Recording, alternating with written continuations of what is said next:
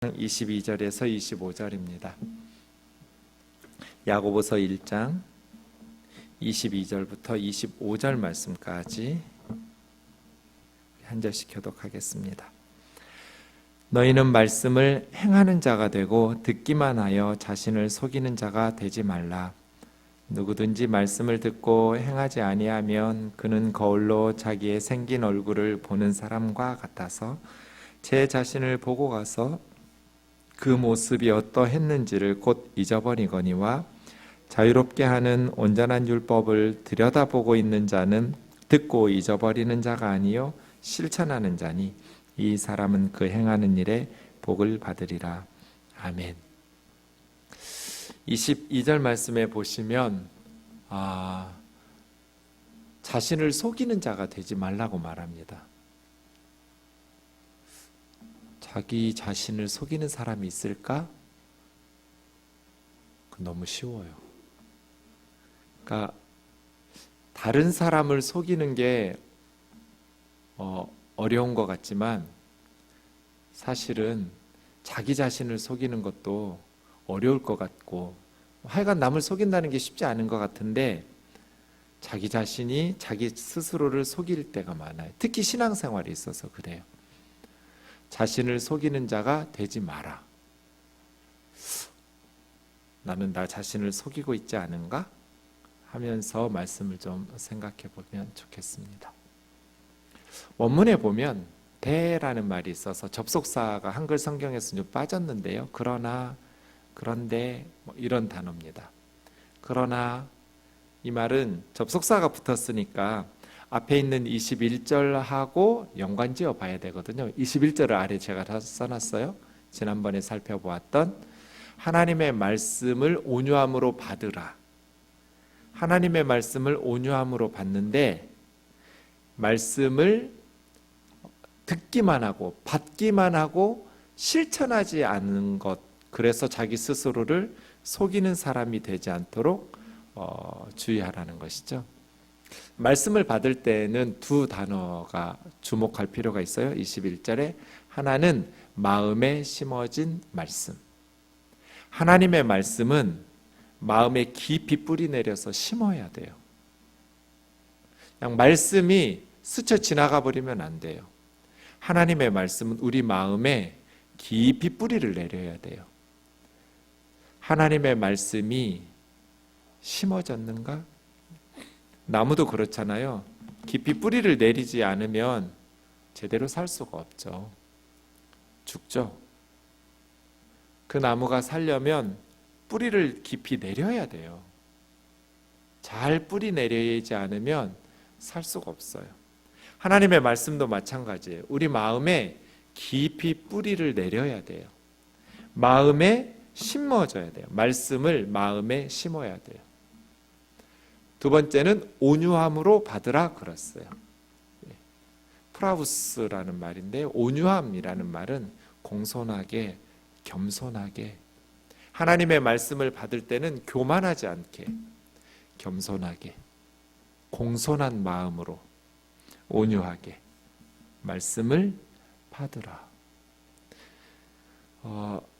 저희에게 설교학을 가르쳐 주셨던 박희천 교수님은, 총신의 설교학 교수님은 우리 목사 될 전도사들의 우리 신대원 다닐 때 말씀 앞에 설 때는 세상에서 가장 겸손해야 된다. 어떤 높은 사람 앞에 서는 것보다 하나님의 말씀인 성경 앞에 설 때는 겸손해야 된다. 그렇지 않으면 말씀을 깨달을 수가 없다. 그걸 계속 가르치셨어요. 목사 될 전도사들아, 말씀 앞에 서면 겸손해야 된다. 할아버지 교수님이었는데요. 겸손해야 된다. 겸손해야 된다. 온유함, 이 말은 말씀을 겸손하게, NIV 같은 영어 성경 humility 그랬어요. 겸손하게. 하나님의 말씀을 공손하게. 말씀 앞에 너무 거만하고 교만하고 또 말씀을 너무 가볍게 여기면서 마음에 깊이 뿌리 내리려고 하지를 않아요. 21절이 말씀을 듣는 자세죠. 하나님의 말씀은 마음에 깊이 심어라. 그리고 공손한 마음으로 받아라. 그 말씀이 능히 너희 영혼을 구원하기 때문에. 말씀은 우리 영혼을 구원하는 능력이 있어요. 그런 하나님의 말씀이 우리의 영혼을 구원하도록 하려면 마음에 말씀을 심어야 하고 공손하고 겸손하게 하나님의 말씀을 받아야 해요. 자, 그렇게 말씀을 받을 때, 그런데 22절이죠. 그렇게 말씀을 들었어요. 말씀을 받았어요. 그러나 너희는 말씀을 행하는 자가 되고 듣기만 하여 자신을 속이는 자가 되지 마라. 말씀을 공손하게 들었어요. 마음에 심었어요. 근데 실천을 안 해요. 그럼 무슨 의미가 있어요? 오히려 실천하지 않고 지식적으로 머릿속에만 담아둔 말씀은 반드시 그 사람을 타락하게 인도해요. 실천되지 않는 말씀은 그 사람을 더 타락하게 만들어요. 이게 무서워요. 실천되지 않는 성경의 지식은 설교를 비판하고 남을 판단하고 정죄하는 데 써먹거든요. 자기 자신은 실천하려고 하지 않으니까. 하나님의 말씀을 자기에게 적용하여 순종하면서 실천을 하려고 애써야 되는데, 말씀을 받고 마음속에 깊이 심기는 하는데 그 심은 말씀을 순종하면서 실천하려고 몸부림치지 않으면 교만하게 돼요. 그래서 자기 자신을 속이게 돼요. 마치 자기는 그렇게 사는 것처럼 착각하게 돼요. 이게 무섭다는 거예요. 본인은 몰라요. 사람은 자기 자신 잘 못 봐요. 남의 눈에 티끌은 잘 보여도 내 눈 속에 있는 들보는 잘 안 보여요. 이게 인간이에요. 그래서 스스로 속아요. 남을 속이기 전에 자기 자신을 먼저 속인단 말이에요. 그러지 마라. 말씀을 들을 때, 말씀을 듣고 자기 자신을 속여요. 예를 들고 있어요. 23절 말씀 보면 누구든지 예외가 없어요. 말씀을 듣고 행하지 않는 사람은 거울로 자기 생긴 얼굴을 보는 사람과 같은데, 거울로 자기가 어떻게 생겼는지 보는 사람이 문제 없죠. 23절은. 24절이 문제예요. 자기 자신을 거울로 보고 가서 그 모습이 어떠했는지를 잊어버려요. 거울을 왜 본 거예요? 혹시 내가 어디 더러운 게 묻지 않았나? 그러려고 보는 거잖아요. 그렇게 해서 말씀을 받는 것은 거울을 보는 것 같거든요. 거울을 봤어요. 말씀의 거울에 비추어 보니 내가 문제가 있어요. 그럼 어떻게 해야 돼요? 세수를 해서 씻든지 거울로 봐서 나의 더러운 것들을 깨끗이 문제를 해결해야 하잖아요. 그런데 거울을 보고 씻지 않고 그냥 자기 일에 몰두하다 보니 거울로 보았을 때 내 얼굴에 어디가 먼지가 묻었어, 어디가 더러운 게 묻었어 라는 것을 알고 그냥 세상 일에 몰두하다 보니 거울로 봤던 자신의 모습은 잊어버려요. 이런 사람이 스스로 속는 거예요. 하나님의 말씀의 은혜를 받았어요. 말씀의 은혜를 받았어요. 근데 또 예배 끝나고 나가서 세상 일에 살다 보면 세상에 염려와 근심에 푹 빠져서 살다 보니 말씀 들을 때 거울 봤던 걸 잊어버려요. 말씀 들을 때 은혜 받았어요. 그런데 세상 일에 몰두하면서 살다 보니까 자기 자신의 거울을 보고 고치지 않고 그냥 자기 모습이 어떠했는지를 잊어버린 거울 본 사람 같아요.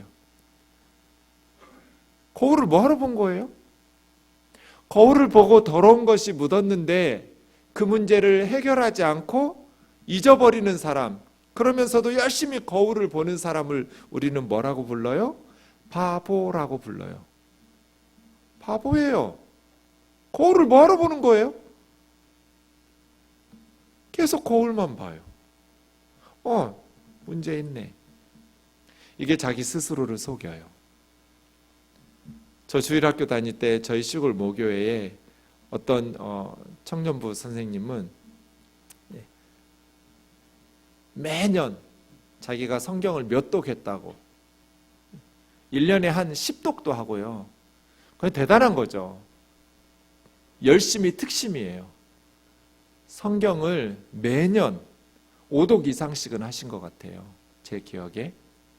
그 농사일을 하면서 그게 쉬워요?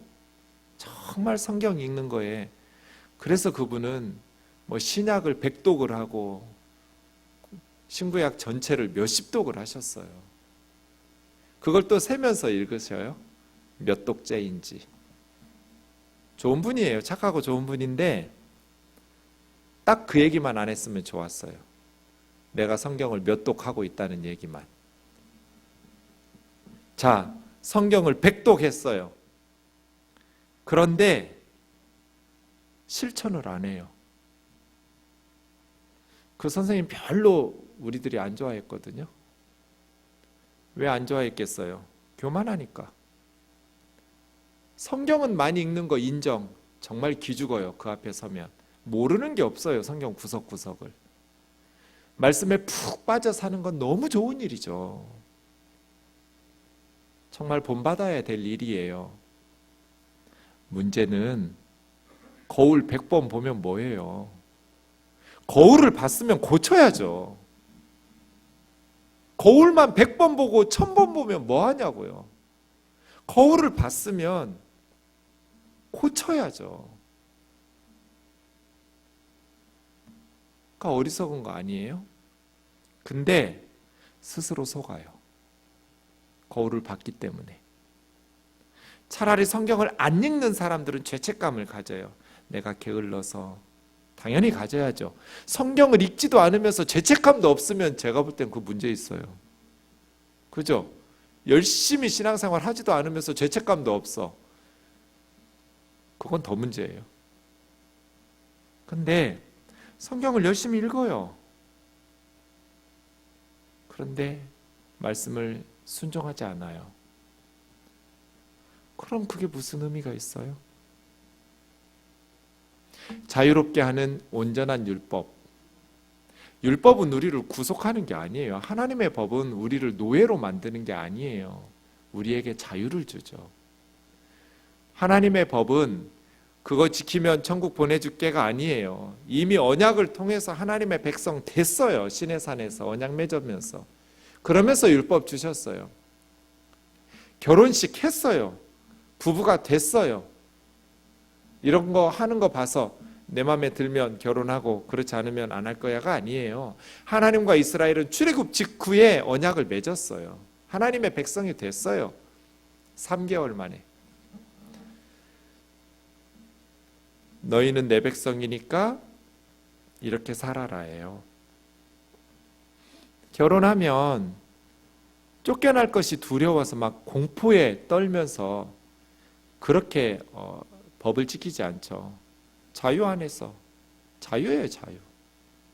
쫓겨날 걸 두려워하면서 밥하고 설거지하고 또 직장 가서 돈 버는 부부가 어디 있어요? 자유. 하나님께서 우리에게 주신 율법, 하나님의 법은 자유예요. 그리고 우리를 온전하게 해요. 온전하게 해요. 하나님의 율법, 하나님의 말씀은 우리에게 진정한 자유를 주거든요. 물고기는 물속에서 사는 게 자유예요. 물고기가 물속이 답답하다고 점프해가지고 육지로 뜨면 걔는 죽어요. 하나님께서 말씀 주신 그 말씀 안에서 진정한 자유가 있죠. 진정한 행복이 있고요. 자유롭게 하는 온전한 율법을 그냥 들여다보고 있는, 그리고 듣고 잊어버리는 그런 사람은 거울 보고 잊어버린 사람 같아요.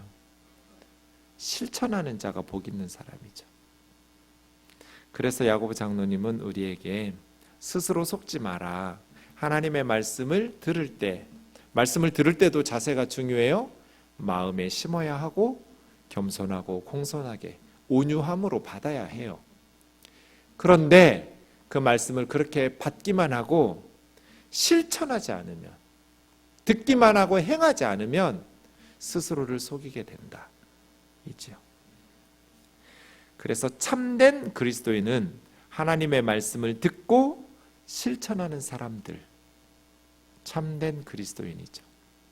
로마서 2장 13절에 사도 바울은 하나님 앞에서는 율법을 듣는 사람이 의인이 아니고 율법을 행하는 사람이 의인이죠. 그렇죠? 율법을 듣고 율법을 알았다고 해서 그 사람이 의로운 사람이 아니에요. 율법을 실천하고 행하는 사람이 의로운 사람이죠. 예수님께서 산상설교 마태복음 5장, 6장, 7장에서 설교 다 끝내놨어요. 그리고 마지막으로 경고를 하나 붙여놨어요. 산상설교의 경고. 누구든지 나의 이 말을 듣고 행하는 사람, 주님의 말씀을 실천하는 사람은 집을 반석 위에 지은 지혜로운 사람 같아요. 평소에는 모르지만 비가 오고 창수가 많은 물이 나고 바람이 불면 그 집이 무너지지 않죠. 반석 위에다가 집을 지으려면 2000년 전에 얼마나 힘들었겠어요. 그래도 비가 오고 바람이 불어도 흔들리지 않도록, 이것이 하나님의 말씀을 듣고 실천한 사람이에요. 예수님의 말씀을 듣고 실천하면서 살려니까 진짜 바위를 쪼개고 파가지고 집 짓는 것 같잖아요. 힘들어요. 말씀을 순종하면서 실천하면서 사는 건 힘든 일이에요. 더뎌요. 느려요. 그런데 26절, 주님의 말씀을 듣고 행하지 않는 사람은 모래 위에 집을 짓는 사람 같아요. 빠르죠? 쉬워요. 예수님 말씀 듣고 그냥 부담 없이 마음에 심을 필요도 없어요. 그냥 은혜 받고 예배 드리고 나가서 잊어버리면 돼요. 모래 위에 집 짓는 거 얼마나 쉬워요? 바위를 쪼갤 필요도 없어요. 바위하고 씨름할 필요가 없어요. 고민할 필요 없죠. 더 넓게, 더 높이, 빨리 지을 수 있어요. 세상적으로는 더 빠르게 성공할 수 있어요. 그런데 주님은 어리석은 자래요. 왜? 비가 오면, 많은 물, 창수가 나고 바람이 불면 그 인생은 무너지니까. 그래서 우리 인생에 중요한 것은 기초예요. 기초. 내 삶의 기초가, 우리가 집 짓는 것 같은데 삶이 기초가 뭐냐. 사람들 그거 별로 신경 안 쓰거든요. 몇 평이냐, 몇 층이냐, 여기에만 관심이 있어요. 얼마나 넓게, 얼마나 높이. 사람들 눈에는 그것만 보이거든요. 그 밑에 기초는 안 보여요. 그런데 주님은 기초가 중요하다고 말씀하셨어요. 인생은 기초가 중요하다. 반석 위에 집을 짓는 사람, 주님의 말씀을 듣고 행하는 사람, 힘들어요. 하지만 그 집은 무너지지가 않아요. 모래 위에 집을 지은 사람, 별로 힘들지 않게 집을 쌓아 올릴 수 있어요. 수월하게. 하지만 그 사람은 어리석은 사람, 주의 말씀을 듣고 행하는 사람. 히브리서 13장 7절에 히브리서 저자는 너희를 인도하는 자들의 행실을 주의하여 보라고 그래요. 그냥 덮어놓고 본받지 말고 너희를 지도하고 말씀을 가르치고 너희를 인도하는 영적인 리더들의 행실의 결말을 주의하여 보고 본받아라. 중요한 건 설교가 아니에요. 설교는 입으로 하는 게 아니에요. 삶으로, 눈으로 보여주는 거죠. 행실의 결말을 주의하여 봐라. 아이들도 마찬가지예요. 여러분이 말한다고 해서 아이들이 믿음 생기지 않아요. 아이들은 귀로 믿음을 가지지 않아요. 눈으로 믿음이 생기죠. 보고 믿어요. 아, 예수님은 저렇게 믿는 거구나. 엄마 아빠를 보면서 믿음을 본받죠. 백날 말해도 소용없어요. 그들의 행실의 결말을 주의하여 보고 그들의 믿음을 본받으라. 왜요? 빌립보서 3장 17절부터 사도 바울이 나를 본받으라고 말하면서도 눈여겨보라고 그랬어요. 지도자들을. 왜냐하면 많은 사람들이 그리스도의 십자가의 원수로 행하는 리더들이 있었어요. 2000년 전 초대교회나 지금이나 어디나 도시교회나 농촌교회나 선교사나 진짜가 있고 가짜가 있어요. 어떻게 구별할 수 있어요? 진짜는 십자가를 지고 주님을 따라요. 십자가가 뭐예요? 남을 살리기 위해서 내가 죽는 거예요. 남을 부유하게 하기 위해서 내가 가난을 기쁘게 당하는 거예요. 그 십자가예요. 십자가의 원수인 목사들, 십자가의 원수인 선교사들, 바울이 눈물을 흘리면서 경고하는 성도들에게 눈여겨보라고 경고했던 그런 리더들은 어떤 리더예요? 자기가 부유하기 위해서 교회를 가난하게 만들고 성도들을 가난하게 만들고 자기가 살기 위해서 남을 죽이는, 이게 십자가의 원수예요. 십자가는 남을 살리려고 내가 죽는 것이고 남을 부유하게 하기 위해서 내가 가난해지는 것인데 십자가의 원수들은 반대예요. 그런 리더들이 너무 많았던 거예요. 바울이 눈물 나는 일이에요. 그래서 성도들에게 눈여겨 살펴보라고 말할 수밖에 없었어요. 왜 그리스도의 십자가의 원수들로 행할까요? 땅의 일을 생각하기 때문이죠. 땅의 일을 생각하기 때문이에요. 우리의 시민권은 하늘에 있는데 우리는 천국 시민인데 근데 스스로 이렇게 해서 속는 거예요. 천국 시민이라고 계속해서 설교하고 하나님의 말씀을 전하고 가르치니까 자기가 마치 그 말씀대로 사는 리더인 줄 알고 스스로를 속여요. 그래서 야고보 장로님이 말씀을 들을 때 말씀을 가르치는 사람은 말할 것도 없어요. 자기 스스로 속이는 자가 되지 않도록 주의하라고 경고하는 거예요. 말씀을 가르치니까, 말씀을 깨달으니까 내가 마치 그 말씀대로 사는 사람인 줄로 착각하게 만들어요. 그래서 많은 사람들이 십자가의 원수로 살면서도, 그리스도의 십자가의 원수로 행하면서도 스스로 십자가의 원수라고 생각 안 해요.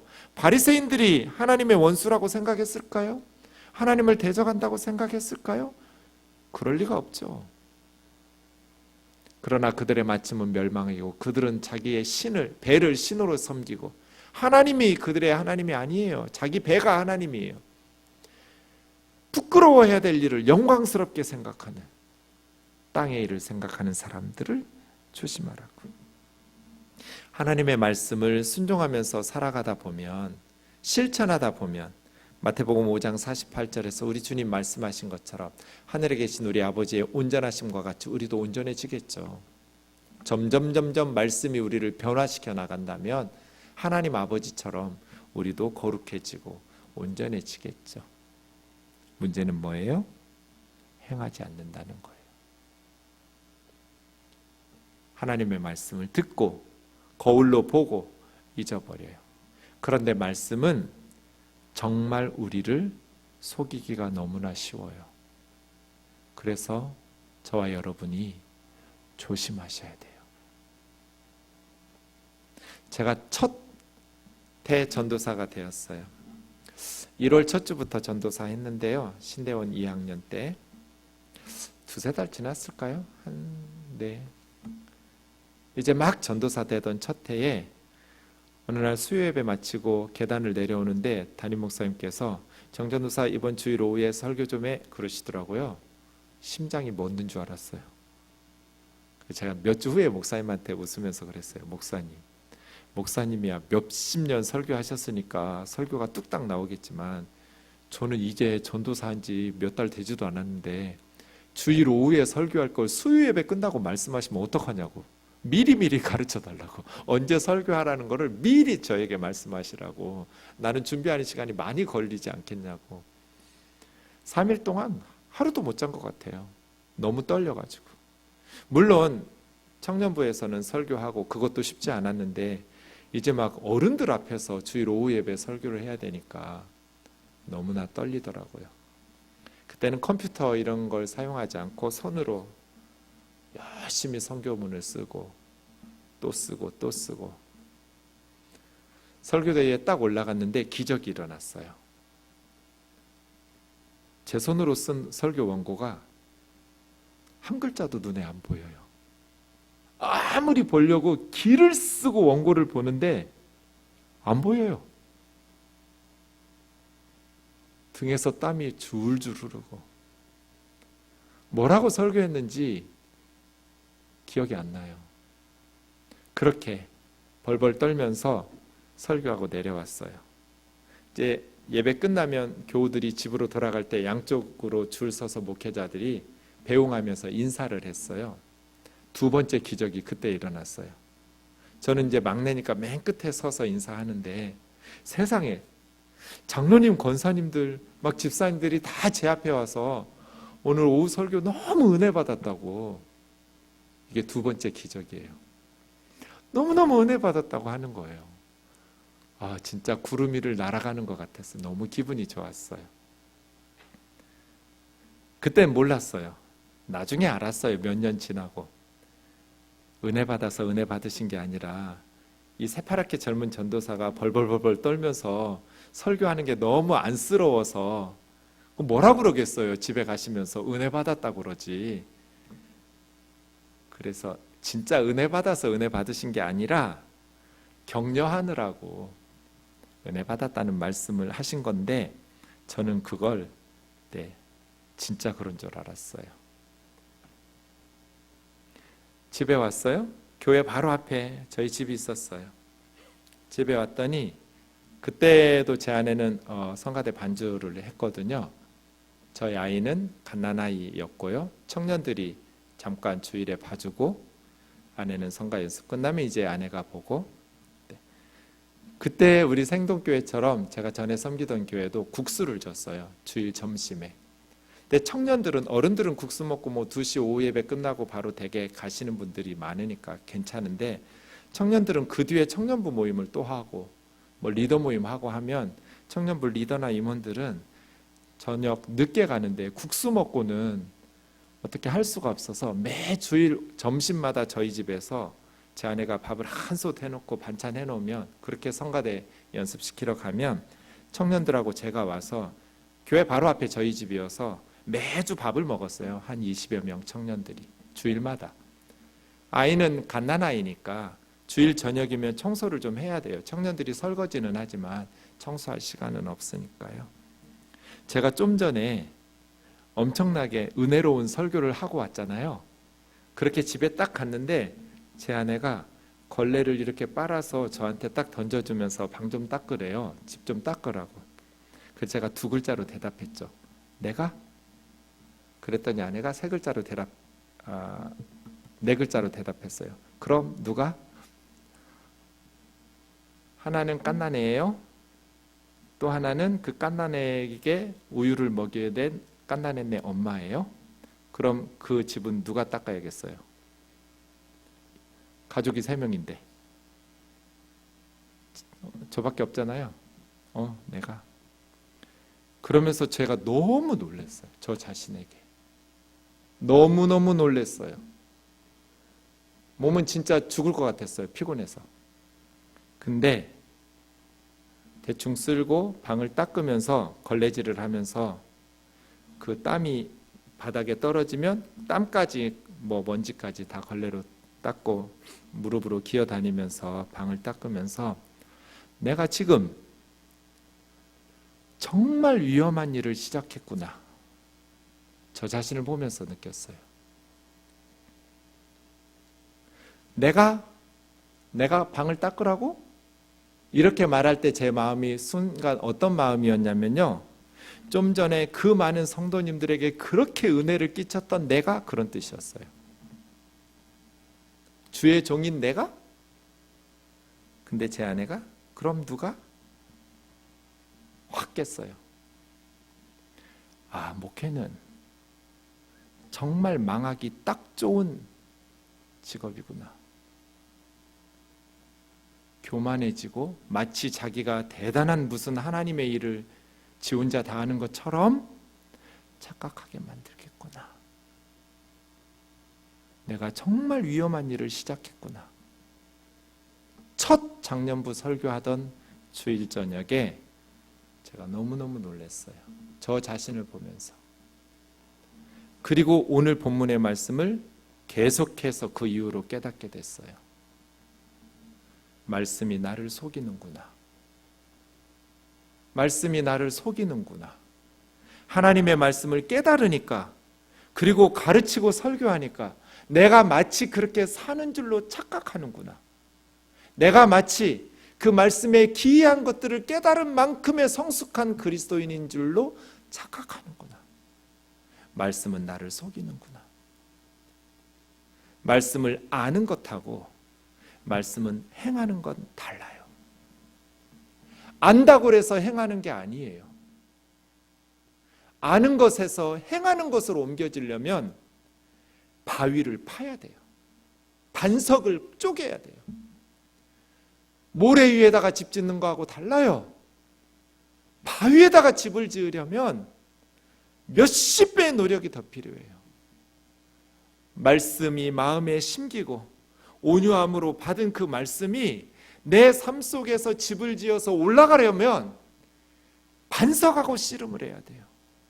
나 자신의 죄성과 게으름과 이기적인 것과 위선적인 것과 음란한 것과 탐욕스러운 것과 나 자신의 거짓과 몸부림치면서 쪼개가면서 하나님의 말씀 앞에서 그 말씀을 행하기 위해서 발버둥을 쳐야 돼요. 그렇지 않으면 이 말씀은 나 스스로를 속이는구나.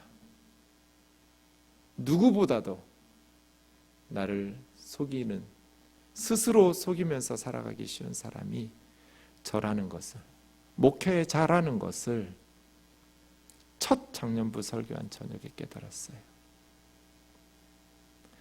그래서 그 다음부터는 주일 저녁마다 사역이 끝나면 걸레질을 하기 시작했어요. 지금도 저는 요즘은 저녁엔, 주일에는 안 해요. 월요일마다 저는 걸레질을 해요. 매주 월요일이면 주일을 복귀하면서 온 집안에 걸레질하고 청소를 하면서 하나님, 내가 하나님 일을 하고 버림당하지 않게 해주세요. 스스로 교만해서 스스로를 속여가면서 무너지고 망하고, 그렇게 하나님 보실 때 눈살 찌푸릴 이놈의 자식, 교회 조그맣고 개척하고 힘들 때 올챙이적 시절 잊어버리고 이제 교회가 크고 성도들이 늘어나니까 마음이 변하는구나, 너도 변하는구나, 그렇게 하나님 마음 속상하게 하지 않으려고 월요일마다 저는 걸레질을 해요. 그러면 제 속에 온갖 추하고 불순했던 동기와 찌꺼기들이 우수수수 떨어져요. 말씀의 거울 앞에 비춰보면 내가 교만했던 것들, 불순물과 찌꺼기들이 다 토해져 나와요.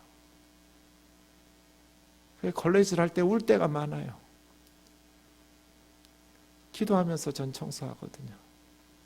주님, 제 속에 더러운 것들을 제거해 주실 분은 주님밖에 없고, 내 안에 이 더러운 먼지들과 때들을 닦아주실 분 주님밖에 없습니다. 너무 간절해져요. 그래도 잘 안 되더라고요. 하나님의 말씀 앞에서 항상 겸손하고 그 말씀을 행하기 위해서 바위를 쪼개고 반석하고 씨름하는 저와 여러분 되기를 주의 이름으로 축원합니다.